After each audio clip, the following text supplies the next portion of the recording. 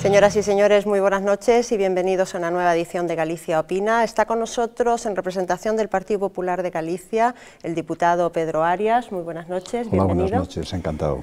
En representación del Partido Socialista de Galicia está por primera vez en este programa la diputada María José Caride, que le doy la bienvenida. Buenas noches. Buenas noches, encantada de estar aquí con vos. Y en representación del Bloque Nacionalista Galego está su nueva portavoz del Grupo del BNG en la Cámara Autonómica, doña Ana Pontón. Benvida e enhoraboa. Pois moitas grazas pola enhoraboa e pola benvida. Y con nosotros está, como siempre, también nuestro compañero Marcos González, que nos irá transmitiendo las preguntas de nuestros telespectadores. Adelante, buenas noches, Marcos. Hola, buenas noches a todos. Esta semana el debate viene bastante cargado, así que sin que sirva de precedente, solo hemos seleccionado uno de los correos que nos han enviado nuestros telespectadores, que en este caso nos pregunta sobre el ciclista Alberto Contador. Lo iremos viendo. Bueno, así es, estaremos contigo en unos momentos, Marcos. El sector naval y el de la energía eólica se juegan estos días la posibilidad de revertir una situación que hasta ahora ha sido muy crítica. El presidente de la Xunta y el consellero Javier Guerra plantearon en Madrid ante el ministro de Industria las necesidades urgentes para estos dos sectores claves para el desarrollo económico gallego. La pelota está ahora en el tejado del Gobierno central y el tiempo apremia. Solo en el naval y en tan solo 4 meses se han perdido más de 600 puestos de trabajo. El sector eólico, por su parte, espera que esta misma semana el ministro Soria responda a las alternativas presentadas por la Xunta y evite el peligro que corre el plan eólico gallego. Y en el sector financiero, nuestra comunidad también está a expensas de las decisiones que vienen esta vez del Banco de España. Por ahora, la máxima entidad financiera española ha dado un balón de oxígeno a Nova Galicia Banco al concederle 8 meses hasta octubre para captar inversores. Se evita de esta manera que la entidad entre de inmediato en un proceso de fusiones. Mientras tanto, el banco ha anunciado el cierre de 150 oficinas y propone la baja de casi 700 trabajadores. Pues así es, el peso del naval y del sector eólico en la economía gallega es indiscutible. Es por ello que el presidente de la Xunta de Galicia despliega toda su influencia ante el nuevo Gobierno de Madrid y ya se constatan los primeros resultados positivos. Lo vemos en el siguiente informe. La Consellería de Economía e Industria encara 2012 con 2 asignaturas pendientes que debe apresurarse a resolver con el Gobierno central. La primera es la viabilidad del concurso eólico gallego, que peligra tras la decisión del Ministerio de Industria de suspender por completo las primas para este sector. Por eso la Xunta reclama un nuevo sistema de primas que premie las centrales eólicas eficientes que no contribuyan al déficit tarifario.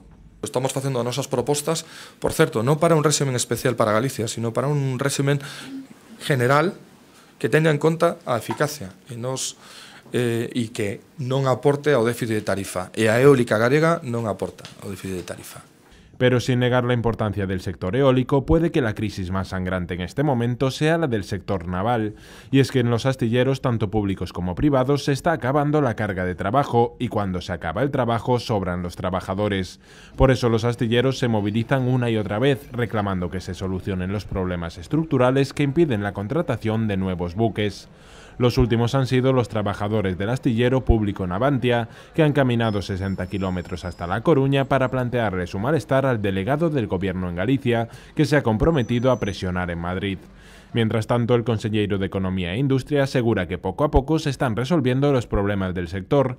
Así destaca la decisión del Comité de Gerencia del Sector Naval de recuperar el Fondo Patrimonial de Garantías de Pimar.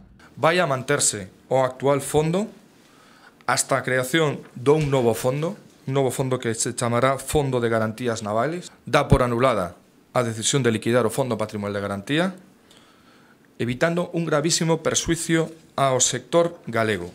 Además, ve posible un nuevo modelo de tax list para el mes de abril y anuncia una línea de ayudas para la formación de los trabajadores afectados por los ERES.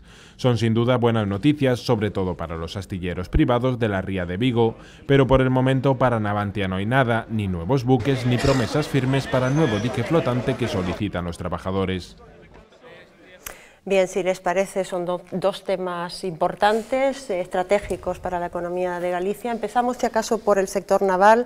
Señor Arias, el presidente de la Xunta y el consellero, lo escuchábamos, han dejado sobre la mesa del ministro la propuesta que reemplaza al tax lease. Al parecer, esa propuesta es una extensión fiscal similar a la francesa, que rondaría el 21%, entiendo, y que probablemente el consellero se comprometía a que prácticamente abril y mayo estaría ya operativa. ¿Cree usted que con esto es un poco el principio de una solución de carácter estratégico para el naval?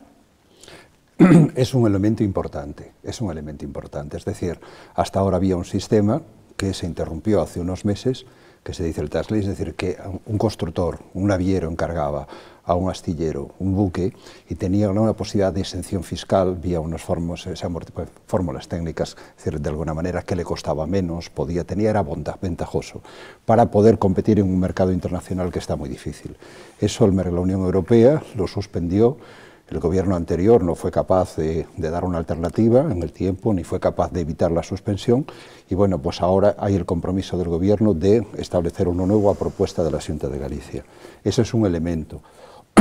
Otro elemento está en que con los buques, cuando un armador encarga al astillero, pues resulta que pide financiación, ¿no?, para el proceso de construcción, y entonces también los bancos, para evitar que no se pague después, piden avales. Y entonces había una sociedad que avalaba, que se llama PIMAR ahora, que se llama la nueva sociedad esta, el Fondo de Garantía Naval, que se va a llamar ahora. Entonces el gobierno anterior también lo había cerrado, un problema, y entonces ahora pues se ha reabierto, se va a nuevo fundar, y eso va a ser otro elemento.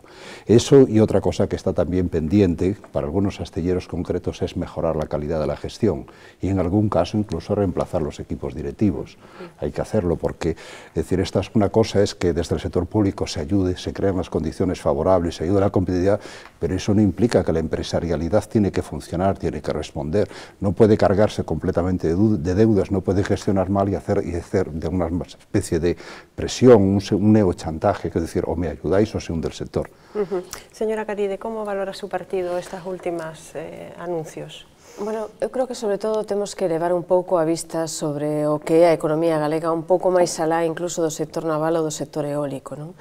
Porque se avaliamos os datos da economía galega son francamente desalentadores, e hoxe temos todos na retina, e máis sendo o sector naval, porque miramos como os traballadores están na rúa, pero hai moitos pequenos negocios, moitas pequenas empresas, moitos comercios, moitos locales ou entidades que se dedican ao turismo, servicios, etc., que están sufrindo de xeito absolutamente directo a crise. Moito autónomo, moito traballador que non ten nin traballo nin expectativa de atopar un traballo. Desafortunadamente, esa situación ademais está sendo especialmente grave en Galicia, porque a taxa de desemprego no último ano medra máis rápido en Galicia que medra no resto de España. Iso significa que hoxe temos 271.000 desempregados e desempregadas que non vai a ter moi fácil atopar un traballo. Agora ben, se a esa situación avaliamos por sectores, vemos que especialmente ademais no sector industrial temos un problema grave. Onte mesmo saían os datos de índice de produción industrial en España e na nosa comunidade autónoma. E se ben en toda España está caendo o índice de produción industrial, en Galicia cae 4 veces máis do que cae no resto do Estado. Por lo tanto, se supón que en Galicia estamos tendo unha sangría maior coa actividade industrial, que se ve reflexada no que se facía referencia fai un intre, na situación do sector naval e do sector eólico. Eu, que comparto parte do análisis que se fixo fai un intre do sector naval e a necesidade de impulsar ese sector, creo que tampouco cabe quedarse somente cunha imaxe. Para axudar as empresas galegas, tanto do sector naval como do sector eólico, máis aló de legislación que impide, porque a legislación que acaba de sacar o Goberno de España claramente impide o desenvolvemento dun sector eólico que desafortunadamente en Galicia leva 3 anos paralizado por unha decisión do Goberno da Xunta de Galicia. Ademais diso, hai que facilitar crédito a todas as empresas, porque hoxe teñen un problema de estrangulamento de crédito real, e hai que cambiar esas políticas única e exclusivamente de austeridade que está desenvolvendo o Goberno do Partido Popular en Galicia, en España e en Europa, por políticas de reactivación económica, porque se non hai demanda, por moito tax lease, por moito que intentemos mellorar a xestión do sector naval, desafortunadamente, se as políticas de austeridade non se combinan con políticas de reactivación económica, teremos moitos máis conflitos e desafortunadamente os datos tanto de proxección do índice de produción bruta como proxección de emprego para este ano 2012 son, a pesares dos compromisos do Partido Popular, de máis desemprego e de peor actividade económica. Después de la reunión que se mantuvo ayer de diálogo, de la mesa de diálogo naval, había cierto optimismo, ¿no?, con las medidas que se habían anunciado. ¿El Bloque Nacionalista Galego comparte ese optimismo? Bueno, creo que en el caso concreto de naval, pero bueno, hablamos tamén de los dos. Do sector naval, que é un sector moi importante na nosa economía, en volume de postos de traballo que xenera, en actividade económica. Creo que, ademais, se miramos o mapa industrial, toda a zona sur de Galiza tería un grave problema se o sector naval non vai para adiante, porque hai non só empresas directas, sino moitas empresas que indirectamente depende deste sector. A nos parecenos que habrá que verificar se realmente estas promesas e estes anuncios se verifican. Nos levamos ao pleno desta semana unha proposta para que se lle dera unha solución a Vulcano, porque nos parece que os problemas de financiamento desa empresa a Xunta tiña que ter unha implicación. Desde logo, se isto se soluciona, para nós vai a ser unha boa noticia, porque creo que nesa liña se traballaba. Cremos que hai outro grave problema en Fene, que tamén require unha actuación contundente, tanto por parte da Xunta de Galiza como por parte do Goberno central. Vamos a defender tamén neste pleno do Parlamento que se adopten as medidas e que se faga a presión necesaria para que exista carga de traballo nesos asteleiros públicos. Ferrolterra é unha comarca que ten un grave problema económico derivado da reconversión industrial que houbo aí. Se desaparece o sector naval, o panorama creo que sería desolador. A nos parecenos que é fundamental tamén que se solucione o problema do tax leaks. De momento non hai solución sobre a mesa, se nos deriva unha decisión que se vai a tomar con posterioridade. Non sei se o sector naval pode agardar tanto tempo e creemos que a Xunta de Galiza debería de ter unha estrategia clara de defensa do sector naval, porque cos datos de paro que temos neste momento aterradores, se non hai unha solución e medidas concretas no corto prazo e tamén no medio, o que vamos a ver é como unha parte moi importante da capacidade productiva de Galiza se funde, e con ela se funden moitos postos de traballo. Paréceme que até este momento a Xunta de Galiza non ten estado á altura das circunstancias. Nos, desde logo, imos a colaborar, a traballar e a poñer propostas e a facer presión tamén política para que a Xunta asuma as súas responsabilidades nesta materia. Una pincelada más, por favor, les pediría para el sector eólico y la posibilidad de que se revisen esas primas, ¿no? La Xunta de Galicia lo que propone es que se prime, en realidad esas primas beneficiarían prácticamente a todo el parque eólico, entiendo, de Galicia, porque todos superan los 2.500 kilovatios año. Da la impresión de que el ministro es receptivo a esta propuesta, ¿no, señor Arias? Sí, para que nos entienda un poco todo el mundo hay que decir lo siguiente. Las nuevas energías, las renovables, en principio, no tienen una capacidad de ofertar al mercado a precios competitivos. Por lo tanto, se les subvenciona para compensar entre el coste que lo que tienen, porque se trata de fomentar ese sector naciente. Entonces, claro, una subvención implica generar un déficit para el Estado, ¿eh? Es decir, tiene que apoyar ahí y que tiene que repercutir en la tarifa general. Entonces esto se puede hacer, es un peligro muy grande, es decir, ya viene desde hace muchos años y se divide el sistema, las responsabilidades. El gobierno central da las primas, decide cuánto, es decir, qué cantidad de primas da. Las administraciones autonómicas deciden a quién se da, es decir, selecciona las empresas. Entonces los concursos eólicos son para seleccionar. Y después el Estado puede administrar eso o no, o crear. Lo que ha pasado, lo que ha generado el problema es que la administración del gobierno anterior, en el año 2009, aproximadamente en mayo de 2009, creó un preregistro parando todo. Creó un preregistro parando porque cuando gestionó dio demasiadas subvenciones, facilitó mucho todo eso, que no solamente es la solar, no solamente es la eólica, es la solar, son otras energías. Y entonces se generaron unos déficits tan grandes, es verdad, esto tenía su contrapartida positiva de avanzar en un sector, también el riesgo político de hacer un poquito de demagogia, es decir, hacemos cosas verdes a costa de los impuestos, son las tensiones que había, y bueno, pues ahora resulta que al llegar el gobierno con una política de austeridad, resulta que el déficit tarifario, ese déficit ha subido a los 30.000 millones de euros, una cifra insostenible, entonces ha decidido cortar. Entonces hay que hacer una nueva política energética. Ese es el problema para toda España, es decir, para aquí y para toda España. Y entonces Galicia dice, bien, nosotros en el sector eólico le hacemos una propuesta para cuando haga toda esa reestructuración y hágala lo antes posible. Creemos que nosotros lo que tiene que dar a Galicia es poco porque somos muy competitivos en energía eólica, es decir, lo que usted decía, el funcionamiento, tenemos mal tiempo, comparativamente hablando, mucho viento, pero eso significa que podemos producir mucho barato, no hace falta que nos dé primas elevadas, y entonces le damos alternativas de financiación o de subvención, incluso mantener precios de mercado, porque esto es muy complicado, incluso para una intervención de este tipo, hablar rápidamente, y le diré, porque la tarifa general eléctrica es la suma de una serie de componentes de un montón de costes, y hay que revisar un poco todo esto, porque hemos visto que el gobierno anterior nos legó una subida de la luz la más alta de todos estos años, y entonces se trata de combinar eso, y además procurar que el precio de la luz no sea costoso. ¿Galicia puede obtener ese beneficio del ministro de Industria? Bueno, o que está propoñendo na Xunta neste momento é un parche para intentar solventar o problema que realmente ten un sector eólico que leva paralizado 3 anos, porque temos que recordar que había un concurso eólico, que ese concurso eólico estaba rematado e que a Xunta de Galicia do presidente Feijóo, cando chegou, decidiu anular ese concurso eólico e facer un novo. Iso supuso que, polo tanto, nesta legislatura ningún kilovatio novo de enerxía eólica se vai instalar, ni ningún beneficio para todos aqueles concellos, povos e actividades vinculadas tamén a eses proxectos eólicos que se podan desenvolver. O único que sabemos é que froito do concurso eólico se vai a facer unha incineradora no Irixo. Mais diso non temos nin idea. Iso sí, polo tanto, un parche. Pero un parche que ademais fala dunha estrategia, porque claro, aquí volvemos á política da austeridade, non?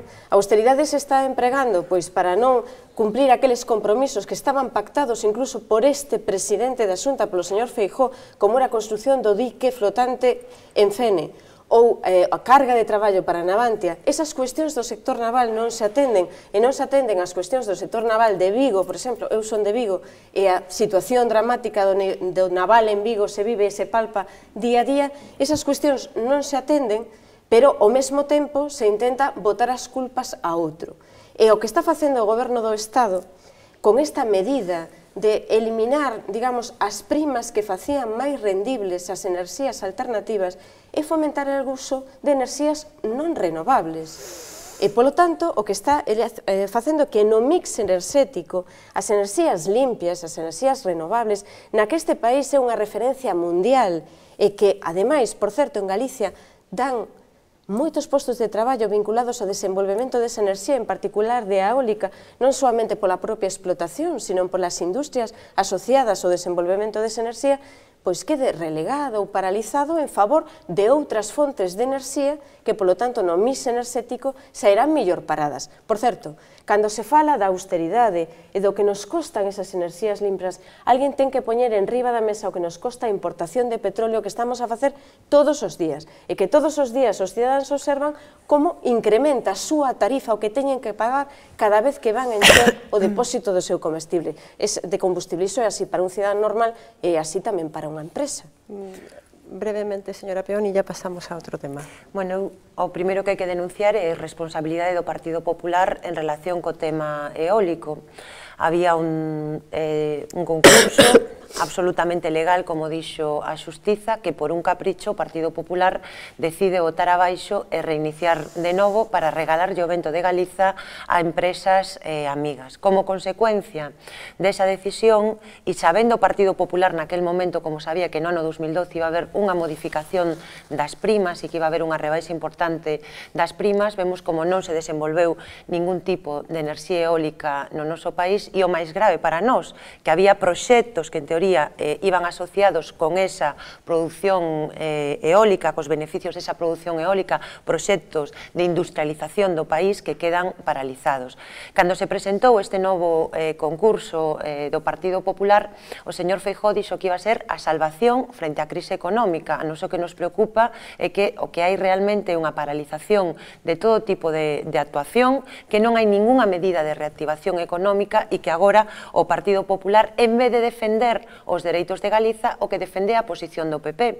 Porque hai 3 meses, eu lembro ao Partido Popular dicindo que era unha barbaridade que baixaran as primas para a produción de enerxía eólica. E hoxe aquí o representante do PP non lo defende como grande solución. Creo que iso só se explica porque realmente o que están vostedes facendo, o que está facendo neste momento o PP en Galiza é claramente ser unha sucursal do Partido Popular en Madrid. Abandonar a defensa dos nosos sectores productivos sin importarlle as consecuencias que ten para Galiza. Porque, insisto, o señor Núñez Feijóo, cando presentou este plan, dixo que era o seu plan de desenvolvemento económico e que era o plan de loita contra a crise. Hoxe este plan non vale para nada, porque o que estamos vendo é que non vai haber ningún tipo de desenvolvemento industrial, non vai haber novos desenvolvementos eólicos e, por lo tanto, se está paralizado toda esa actividade que tiña que xerarse alrededor da enerxía eólica. Eu lamento que o único que teñamos aquí sexa un gran delegado da Xunta do Goberno Central en Galiza e que non teñamos un presidente da Xunta que este en disposición de defender os intereses lexítimos de Galiza. Bueno, no sé si quiere contestarle brevemente, pero muy brevemente para pasar a otro tema. Yo decía los efectos... Por alusiones, No, yo decía los efectos de la tertulia que comenzando yo y haciendo una exposición, yo no critico a la oposición, no tengo tiempo, ¿no? Por la dinámica del programa, no porque yo acepte lo que digan, lo digo para los espectadores, no para usted mismo, es decir, que el Partido Popular tiene una política económica de España, tiene una política económica de Galicia y puntuales, está claro.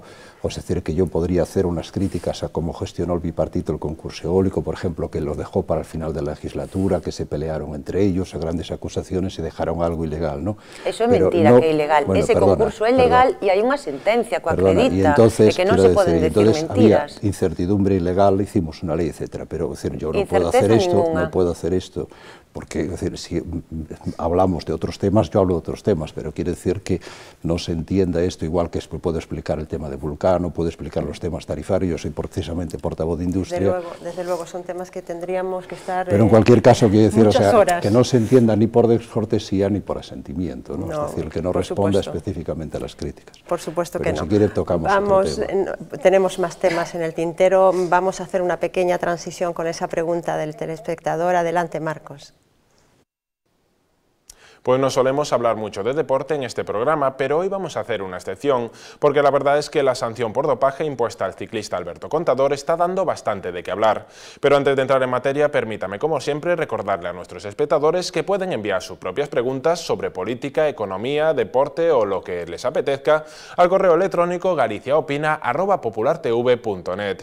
Y ahora sí, volvemos con Contador, porque Enrique Sánchez está bastante molesto con la sanción que le han impuesto en Francia, pero sobre todo con la actitud que están teniendo los franceses con el caso. ¿Creen que es normal que se esté aprovechando para criticar a todos los deportistas españoles? Bueno, es una pregunta un poco de transición en estos temas tan duros y técnicos que estamos tratando y que seguiremos tratando, porque luego vamos a ir con Nova Galicia Banco, no terminaré de aprenderme el nombre. Bueno, el caso de la mofa de los franceses, ¿debemos reaccionar airadamente? ¿Debemos enfadarnos? ¿Debemos romper relaciones con los franceses? ¿O debemos tomárnoslo como una gracia, como un chiste, quizá de mal gusto? Bueno, habría que requerir aquí deportividade, ¿no? Que, xa que estamos falando de deporte, a mí o que me preocupa máis ver, e creo que sobre todo no ciclismo estamos lo vendo moito, non? Nos últimos tempos, como deporte de élite a veces pois, se mestura con...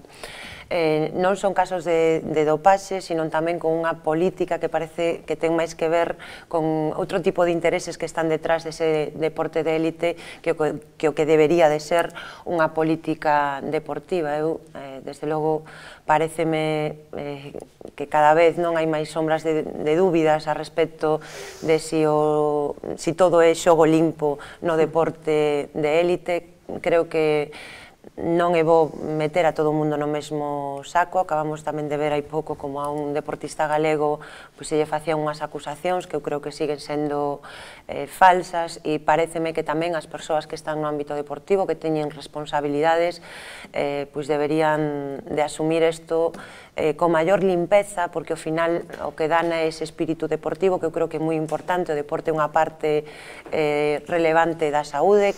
Creo que hai problemas en que practicamos pouco deporte, eu debo ser a primeira que o debo recoñecer, pero forma parte, eu creo que de hábitos de vida saudáveis que habería que recomendarlle ao conxunto da poboación, e que o deporte de élite cumpre unha función importante a hora de ser un incentivo a que se faga, e me parece que está habendo demasiadas cousas escuras que supoño que son inxustas, porque creo que hai unha parte moi importante de persoas que o fan, que son deportistas de élite por o seu esforzo e non por outro tipo de tomar sustancias. Señora Garide, ¿cuál é a súa opinión con respecto a este caso? Sí, bueno, eu faría un chamamento similar, non, o xogo limpio, non? Pero tamén tomando con un pouco de humor, porque pareceme que o programa especialmente francés, pois, quería parodiar, e parece que parodia non solamente este caso, sino moitos outros, non? Pois creo que os franceses teñen un problema, porque probablemente non teñen éxitos deportivos que lucir, e polo tanto, pois, que se poñan entredito como os gañaron ou como non. A min, en calquera caso, eu que son nai de cativos, en particular de un moi aficionado ao fútbol, polo tanto de deporte de base, pois sí que me gustaría recordar a todos que estamos escoitando casos que son anécdotas dentro de unha actividade deportiva que en xeral no noso país se desenvolve absolutamente normal, sin ningún tipo de problema, e que precisamente para mellorar a imaxe en que os máis cativos, os que o día de mañá se poden dedicar de forma tamén profesional ao deporte, pois hai que despexar todas as incógnitas sobre as nosas referencias deportivas. Polo tanto, eu entendo que debemos ser extremadamente cuidadosos coa deportividade, con poner vetos ás políticas e ás prácticas que, dende logo, soguen sucio e non cumplan as reglas, pero tamén facendo que teñan todo o dereito a defenderse aquelas persoas que se ponen en cuestión en entredito. E o que sí pediría aos medios de comunicación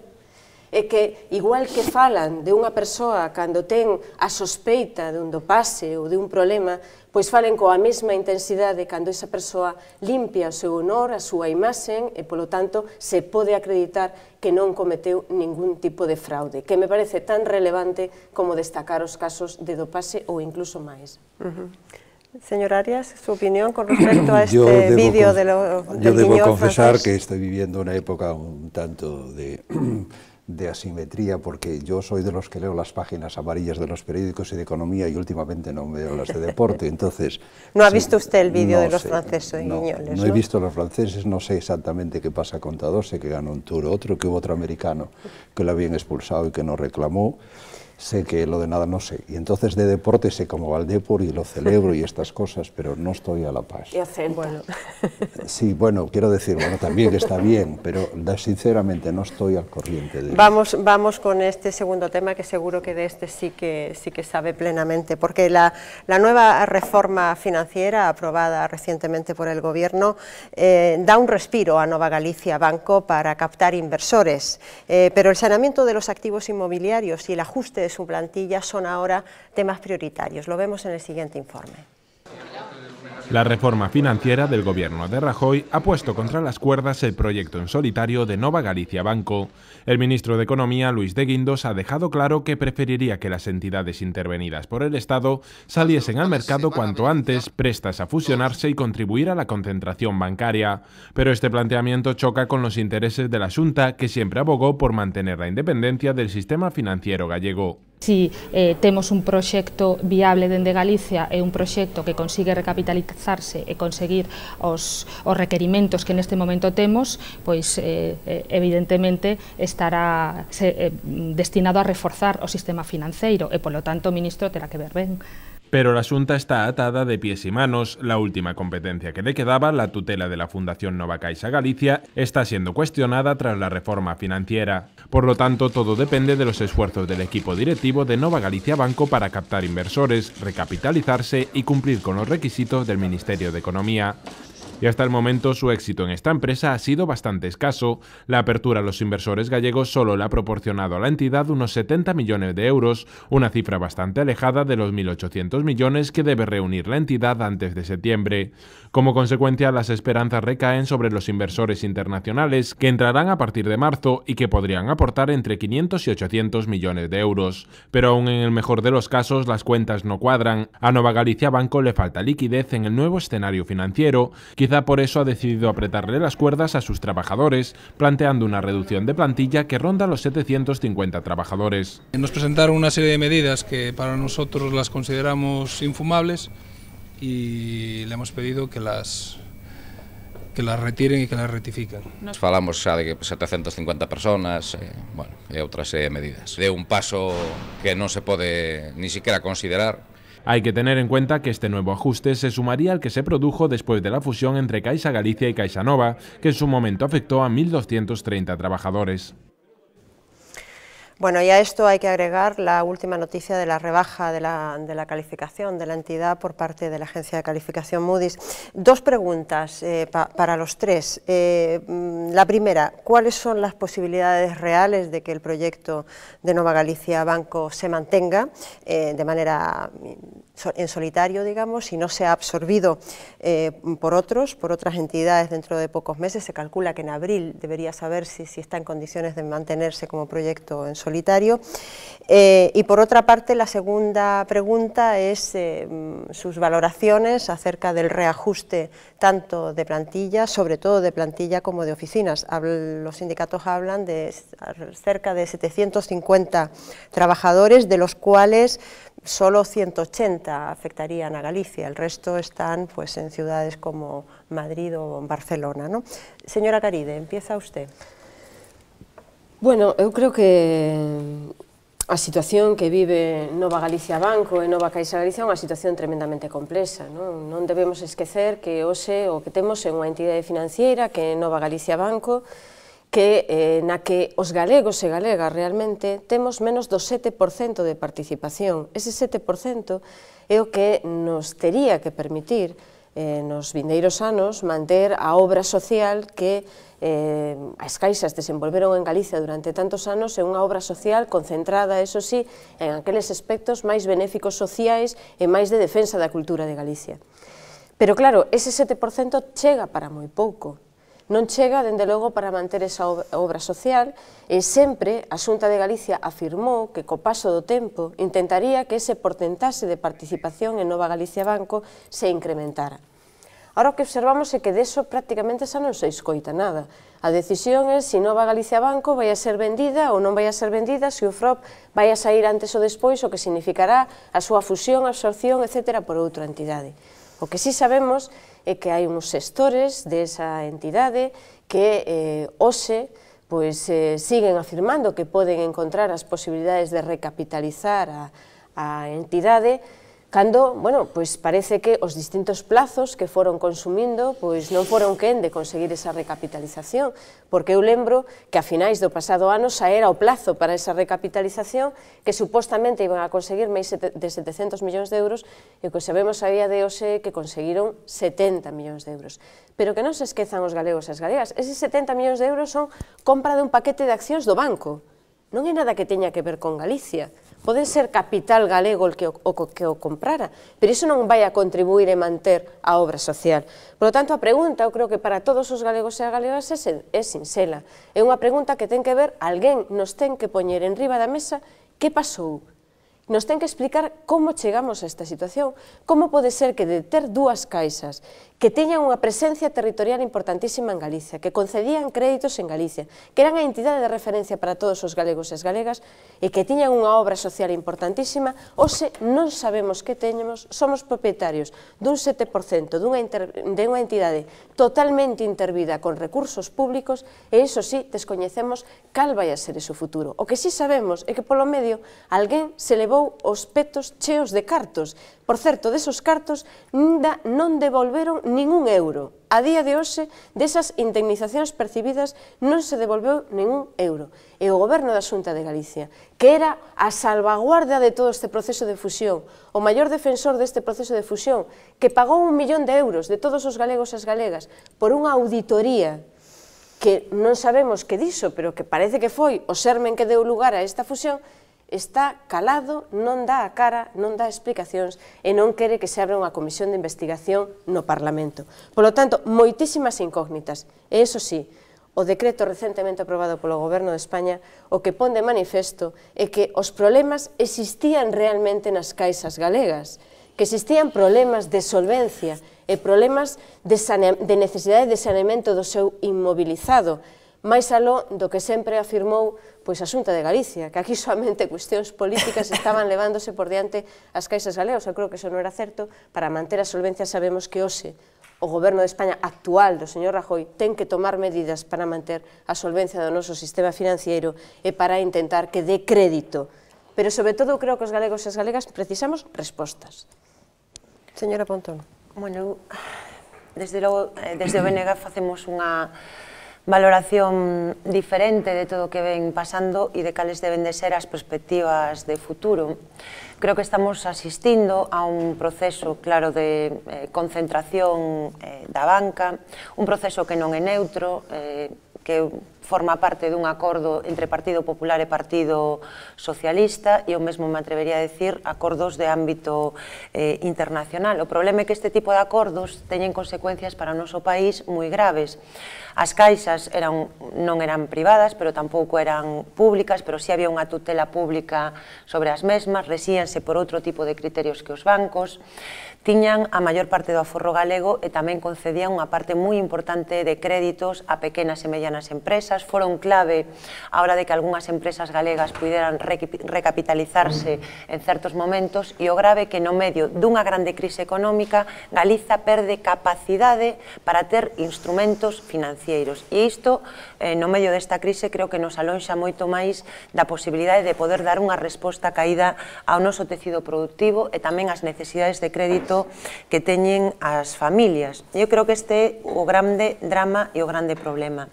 Nós defendimos desde o primeiro momento que había que cambiar as regras de xogo. Agora vemos como o Partido Popular en Madrid cambia as regras de xogo para dificultar moito máis as posibilidades desta nova entidade. Para o BNG a solución non pasa porque o Nova Caixa Galicia compre banco capital estranxeiros, a solución pasa porque se modifiquen as reglas de xogo, que o FROB permita que esos fondos que agora é un préstamo a esta entidade poidan ser adquiridos pola propia Xunta de Galiza en uns prazos amplos, que non perdamos a posibilidade de ter un instrumento financiero e que teñamos capacidade de control desde o ámbito público, porque esta crise o que demostra é como a banca privada non funciona, un sistema internacional financiero sin normas lévanos a un desastre e, polo tanto, hai que cambiar as reglas de xogo. Lamentablemente, nin a Xunta de Galiza está facendo nada para defender que sigamos tendo un instrumento financiero, nin o Partido Popular en Madrid ten vontade para que isto sexa así. Mais ben, e eu creo que hai esta noticia que eu non coñecía, que se baixou a calificación de Nova Caixa Galicia, o que estamos vendo é unha operación financiera para que fondos estranxeiros se fagan a prezo de saldo cos aforros dos galegos e das galegas. E, lamentablemente, eu non vexo nin que o Partido Popular nin o Partido Socialista estén nesta liña, máis ben eu vexo agora que se botan os trastos á cabeza, pero que non realmente reclaman solucións de futuro para que Galiza conte con un instrumento financiero propio. Señor Arias. Para entender todo lo que está pasando hay que partir primero lo siguiente. ¿Quién es el que dirige la política financiera en España? Hay que saber quién tiene esa competencia, tiene esa responsabilidad. Es la Administración Central, es decir, el Gobierno Central. Es decir, todo lo que ha pasado hasta ahora lo ha gobernado el Partido Socialista, votado también su presupuesto con el Bloque Nacionalista Galego. Esta lei aprobaste o PP e o PSOE. É un pacto entre Zapatero e Rajoy, que non se pode mentir desta maneira. Me parece que as cousas son obxectivas. E a reforma financiera foi un pacto entre o PP e o PSOE. Bueno, yo no miento, explico. Y entonces digo, el Gobierno Central es el que decide la política financiera, decide la política financiera. El gobierno también anterior nombró al presidente del Banco de España, que era un socialista que había sido director general. Son los que decidían básicamente la marcha. ¿Qué hacen todos estos años anteriores? Permitir un proceso de desarrollo económico con endeudamiento exterior. Es decir, la economía española está masivamente endeudada, porque todo lo que se hizo artificialmente, con endeudamiento exterior. Entonces el problema es que la economía de España es casi insolvente, o problemas gravísimos de insolvencia. Entonces tiene que empezar a devolver el dinero. Ese es el gran problema que hay, es decir, y entonces particulares, entidades y el Estado, yendo al rescate del sector privado, cada vez se endeuda más. Entonces, ¿qué ocurre? Como hay dudas, los que prestaron el dinero durante los años del desarrollo, que se hizo así, entonces dicen, nosotros para volver a concederos prórrogas o daros más crédito, tenéis que tomar medidas para que nosotros tengamos la confianza de que vais a ser capaces de devolvérnoslo. Entre otras cosas, sanear su capital inmobiliario. No, lo esencial es eso, para todo. Y entonces, ¿qué ocurre? Pero bueno, no solamente para Nova Galicia Banco, para todas las entidades. Dicen préstamo con un tipo de interés, y la prima de riesgo, ¿qué es? El diferencial de tipo de interés mayor respecto a la media alemán, que estaba altísima. Bien, entonces entra de nuevo este gobierno y dice, nosotros tenemos que ir a una política de austeridad para poder pagar y que nos sigan prestando, para que nos sigan prestando. Entonces, las entidades financieras tienen que empezar la deuda que nosotros vamos a ayudar, nos endeudamos nosotros, facilitamos al sistema financiero y creamos con unas normas para que se puedan sanear, para que ellos a su vez den crédito a los sectores privados. Entonces hay una faceta común a Caixa, a Nova Caixa, a todas las entidades de una política financiera común que les dice, habéis hecho muchas inversiones y muchos préstamos a cosas que todo el mundo tiene duda porque vale mucho más de lo que vosotros tenéis anotados en balance, que vale. Y son las medidas... Mucho menos. Perdón, mucho menos, es decir, estáis sobrevalorando vuestros activos. Entonces tiene que ser realista y además tiene que hacerse ya, porque el gobierno anterior no lo hizo. Entonces dice, tenéis que anotar esto. Y entonces estas son las primeras medidas que ha tomado este gobierno, yo creo, valentía, y muy bien, han sido muy bien acogidas. De hecho, las expectativas financieras han mejorado después de estas medidas. Y entonces, bueno, hay una serie de cosas. Dice, primero, lo que tenéis de suelo dudoso que no se paga solo vale el 80% menos lo que tenéis anotado, y así sucesivamente. ¿Qué ocurre? Que ahora todos los bancos y muchos más, sobre todo las entidades, por ejemplo, las entidades gallegas, que invirtieron muchísimo en inmobiliario, resulta que tienen que generar muchos fondos porque tienen muchas pérdidas que no han salido, que no han emergido. Y este es el problema. Entonces hay un problema, el sector público entró con unos créditos, el FROP, y ahora dice, nosotros aquí, la Xunta dice, hay que intentar, nuestro objetivo es intentar, en este contexto, con los nuevos datos que tenemos de las valoraciones de los activos, de las provisiones, etcétera, etcétera, si realmente podéis ser solventes para que estéis aquí. Pero esa información la Xunta no lo tiene, ¿no? Entiendo que Nova Galicia Banco no ha facilitado aún información sobre sus activos. Primero, el que tiene todo es el Banco de España. Ajá. El que tiene el todo porque es el supervisor de los balances, el que tiene todo. Y cuando se hacen las auditorías se tienen que hacer y valorar con los criterios que en cada momento está dando el Banco de España, porque una valoración contable es un intermedio entre la aproximación de la realidad y las normas en las que se pueden valorar los activos que no se pagan aunque son de dudoso cobro. Esto es muy complejo. Señora Arias, entonces, me parece fenomenal su exposición didáctica, porque además ya veo que usted es un catedrático y lo hace de manera muy didáctica. Pero yo dígame, quiero entender para que la gente vea y diga, es decir, diga lo siguiente. Entonces nosotros decimos, un momento, le decimos al gobierno de España, decimos, a Caixa Galicia, denle un poco más de tiempo que a las entidades normales, denle un poco más de tiempo para que no se fusionen o no sean absorbidas, etcétera, denle un poco para darle la oportunidad de que entren sectores privados para invertir ahí. Y otra cosa importantísima que se ha hecho y que se ha olvidado, primero, la valoración de las cajas la hizo el Banco de España con el FROP, es decir, la hizo, por decirlo así, el ámbito de influencia del Partido Socialista y de la izquierda, solo Caixa Galicia la valoraron en 180 millones. 180 millones de euros. ¿Cuánto es eso? ¿Cuánto compró el Banco Pastor? ¿Cuánto compró el Banco El Popular al Banco Pastor? Cambiar esa valoración? Perdona, ¿me dejas terminar mi exposición? ¿Cuánto pagó el Banco Popular por el Banco Pastor? 800 millones de euros por mucho menos cuota de mercado, menos cuota de activos y menos presentación. Entonces dijéramos, ¿quién ha hecho el potencial de expolio? El gobierno anterior con el Banco de España. Es el responsable del intento de expolio. Y entonces nosotros hemos dicho, lo ha dicho el presidente de la Xunta, señor Feijóo, que vamos a recurrir esa valoración a los tribunales, porque es defender el patrimonio de los gallegos, y lo ha anunciado y estuvo en desacuerdo con que sea así, porque de esa manera se quedaría el patrimonio de los gallegos solamente con el 13% del capital, sea el que sea, porque el banco ya está valorado de todas maneras con los fondos de FROB, con los fondos que ahora ha conseguido el nuevo presidente, que son pequeños, una parte pequeña, todavía menor. Hoy mayoritariamente es el sector público el que puede decidir eso, pero tiene unas normas y no puede hacer tampoco lo que quiera con restricciones. Entonces nosotros decimos, dé más plazo para que realmente se recompre, por un lado, la participación del FROB, que entren otros inversores privados y se comprometan también con Galicia. Ese plazo es octubre, ¿no? Que hace falta septiembre. también, hay una parte aquí político-moral, que también el empresariado se debe comprometer con Galicia y deben invertir ahí. Y segundo, y nosotros pensamos que debe subirse la participación accionarial, revalorizarse lo de las anteriores cajas. Ese es el problema central. Bueno, ¿cómo se soluciona eso de que el empresariado gallego participe?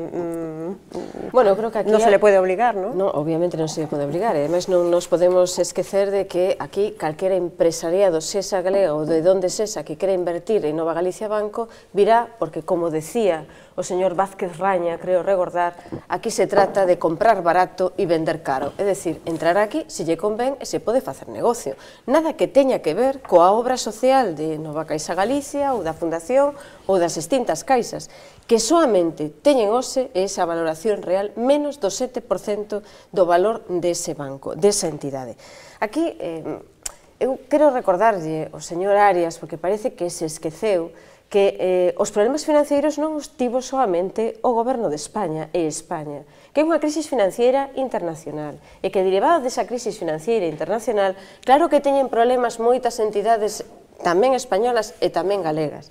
Pero claro, é que hai outras entidades, por certo, caixas, que non teñen os mesmos problemas. Eu estaba onte mesmo escoitando nun medio de comunicación o director xerente de CaixaBank, e non teñen nada que ver os seus problemas cos que teñen as caixas galegas. Por certo, teñen prácticamente o 90% da entidade bancaria que crearon esas caixas, neste caso, vascas. No caso de Galicia, partíamos dunha situación donde ninguén nos quiso explicar, todavía non entendo por qué, cal era a situación real das nosas caixas.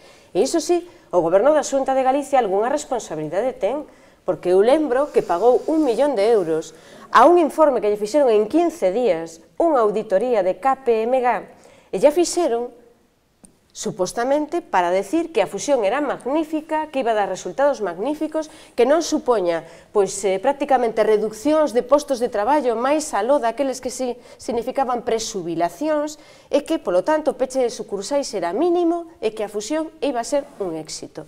E pasamos desa situación a que ora xustifiquemos que o señor de Guindos, novo ministro de Economía, teña que facer un decreto, entre outras cousas, para obligar as entidades financeiras a facer un saneamento dos seus activos.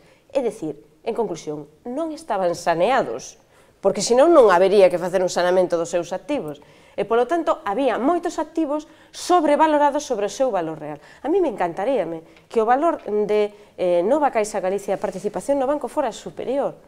Ojalá se xa superior, pero tamén é certo que todos escoitamos cando chegou esa valoración que había 3 informes, que un deles daba un valor 0 a esa entidade e que dos outros 2, pois o valor máis alto foi o que se utilizou. Eu descoñezo se hai moitos máis informes, pero o que sí coñecía era a existencia de esos 3, porque se presentou nos medios de comunicación.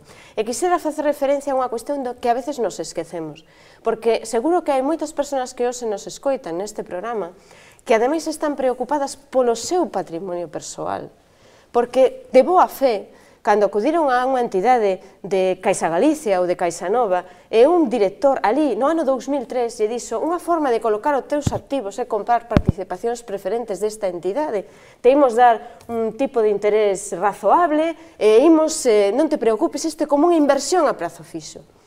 E hoxe, milleiros de aforradores galegos, en xeral xente maior, que invertiu os aforros da súa vida en ese tipo de activos, hoxe se atopan que non saben que vai a pasar con eles, que descapitalizan a súa familia.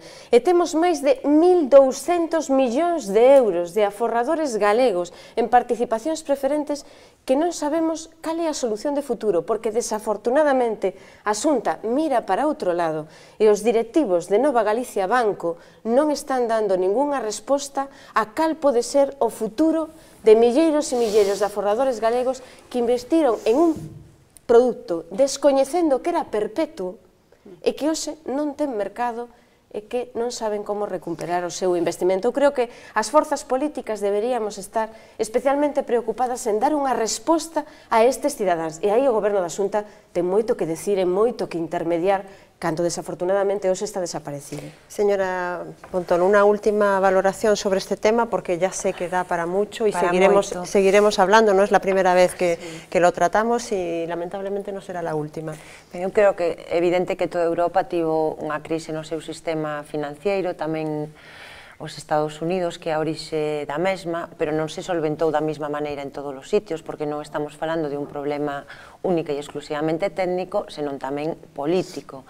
Nos vimos e comprobamos como en Alemanha Angela Merkel se preocupou moi moito de manter a existencia de caixas no seu territorio. Lamentablemente, no Estado español non foi esa a dirección por a que se foi. E quero lembrar, isto é froito de acordos entre o Partido Popular e o Partido Socialista, porque a reforma da Lei de Caixas e o FROB foron froito de acordos entre o Partido Popular e o Partido Socialista que tiveron a oposición do Bloque Nacionalista Galego. A verdade é que o do goberno de Feijóo é xa dramático a estas alturas, porque pedir máis tempo para vender a prezo de saldo as caixas galegas, a verdade é que case parece grotesco. Eso non é ningunha alternativa para este país. Castellano e Feijóo, Castellano apadrinado clarísimamente por Feijóo, prometeu que a maior parte do capital das caixas iba a ser de empresarios e de capital galego. Vimos que de 1800 só conseguiu 70. Eu creo que calquer directivo estaría despedido a estas alturas. Lonxe de estar despedido, sigue tendo a protección e o apoio do goberno da Xunta de Galiza. Nos defendemos desde o BNG que este é un problema político e insistimos, é un erro, acabamos de ver, cámbianse as normas para favorecer a concentración da banca privada para darlle beneficios a empresarios. Esas mesmas normas se poderían modificar como propón o BNG para que en vez de utilizar os recursos públicos para malvender o noso aforro, os utilizáramos para ter unha garantía de control público sobre unha parte do sistema financiero galego. Lamentablemente, nin a Xunta, nin o Partido Popular, nin o PSOE está disposto a dar ese paso. O BNG vai no defender de todas formas. E creo, ademais, que é un escándalo o que está pasando e que haxa asuntos sobre os que o goberno non toma nota. Indemnizacións multimillonarias aos exdirectivos das caixas que nin devolveron, nin a Xunta está presionando para que devolvan. Un corralito en Nova Caixa Galicia para moitas persoas que están vendo como os seus aforros de unha vida agora non poden dispor deles. E a Xunta de Galiza, en vez de defender a esas persoas, está defendendo os intereses, non se sabe moi ben de quen, supoño que dos directivos dun banco privado que non vai a ser galego, vai a ser de algún fondo de inversión internacional. Que nos queda nos? Pois, sinceramente, nada. E creo que o grave que todo isto non é que se faga coa complicidade, que se fai coa participación activa da Xunta de Galiza, que ten competencias sobre as caixas e que permite que non se exerzan, porque competencias sobre as caixas sigue habendo. Como que non? O problema é que aquí non se exercen, nin existe vontade de exercelas. Eu creo que é realmente dramático ver como un goberno galego non é xa xo que o permite, que é cómplice co espolio do aforro do noso país. Bien, señores, nos queda... Una cosa importante a matizar. En el modelo de reforma financiera del Partido Popular está en utilizar fondos públicos para sanearlos, ojo, porque en Alemania se han utilizado, se han salvado bancos invirtiendo dinero público y... Perdona, ¿cuál? Como que non? E logo as caixas non están agora mesmo intervidas con fondos públicos e son bancos privados. No.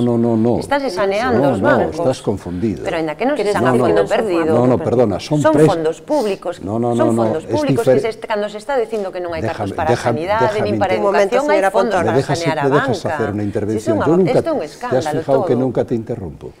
Y entonces la cuestión es que aquí son préstamos a devolver con tipos de interés. Cuidado, ¿eh? Es decir, ahora cuando entren privados compran eso y entonces recupera el Estado su dinero, cuidado.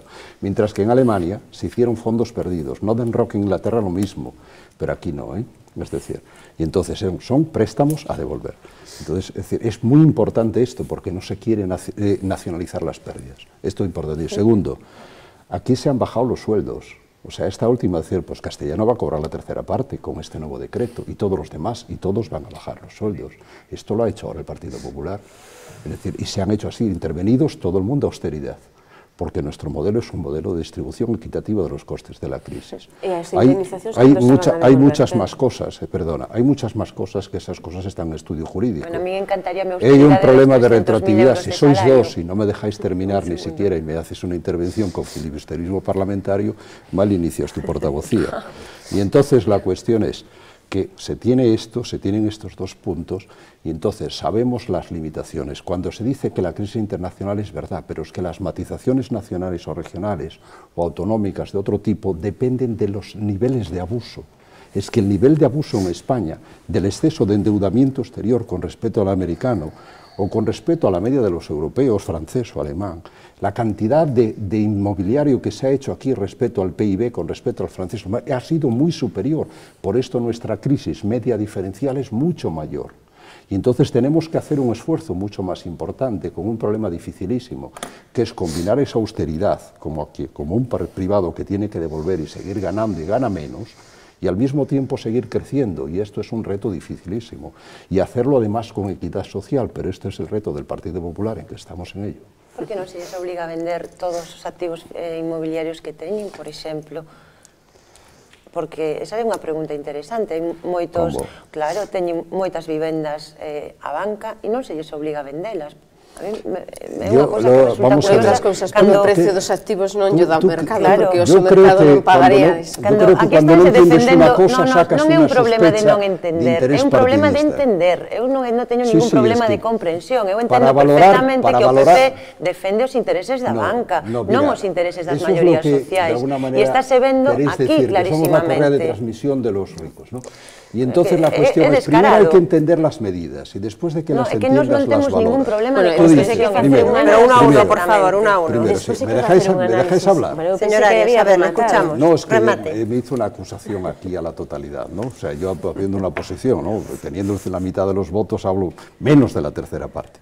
Y entonces la cuestión es lo siguiente. Primero, ahora sacar todos los inmobiliarios al activo, o sea, sin mercado, eso es hundimiento general de la economía, eso punto uno. Eso no se le ocurre a nadie. Es hundir el precio segundo, de bienes inmuebles, abaratar la vivienda. Perdona, segundo, lo que se tiene que abaratar muchas cosas. Es el crédito, ¿no? ¿Qué? Tiene que hacerse aquí es gravísimo porque podemos crear una depresión de caballos si esto no se gestiona bien. El precio de la vivienda puede bajar si no hay acceso al crédito inmobiliario. Pero vamos a ver, cuando se les dice a los bancos que hay que reconocer que el suelo solo vale el 20%, muchísimas promociones, ya está claro, es decir, ustedes van a hacer eso y además si no lo provisionan, vendan eso a ese precio, una parte, y tengan cuidado porque pueden desvalorizar el suelo de esos, el suelo de otros, que es legítimo, las viviendas de otras personas que las han comprado caras y que no puede usted generar una depresión general de toda la propiedad inmobiliaria de este país, bueno, que se la han ganado a pulso. Es lo que se está tratando en este momento. No, quiero decir, y entonces eso es muy difícil, hay que tener muchísima prudencia, mucho conocimiento técnico de las cosas, estar en el frente internacional, estar en el frente interno, estar en el frente autonómico, entender todas las interrelaciones de la economía y de todos los conflictos. Y sabemos que existen picarescas, sabemos que existe mucha gente, cazadores de crisis, muchos que están esperando con la caña puesta, que han sacado muchos beneficios. Y ese es el problema social y político de la crisis, que lo hay. Bueno, creo que problemas hai moitos, dotar esas provisións probablemente tampouco esa mellor ferramenta para que a corto prazo teñamos crédito, porque como aquí se puso de manifesto, a necesidade de crédito, de proporcionar crédito a familias e empresas é un dos elementos claves para que a actividade económica se poda desenvolver na nosa economía. Hai moitas familias que desesarían hoxe poder comprar unha vivenda, pero desafortunadamente non teñen os cartos para poder facela e non hai ningunha entidade que lle dé o crédito suficiente, o crédito hipotecario para poder alcanzala, igual que moitas empresas, e, polo tanto, ese é un problema central que hai que atender. Pero, ademais, home, eu entendo que o señor Arias confíe na bondade do ministro de Economía. Eu entendo que unha persoa que estivo en Lehman Brothers, sin lugar a dudas, da crisis económica internacional, sabe moito dos problemas derivados do que supuso a quebra desa entidade financiera para o resto do mundo, sabe moitísimo, e, polo tanto, seguro que é capaz de poñer incluso algunha medida en riba da mesa que contribuya a asilizar o crédito. Iso que esperamos todos.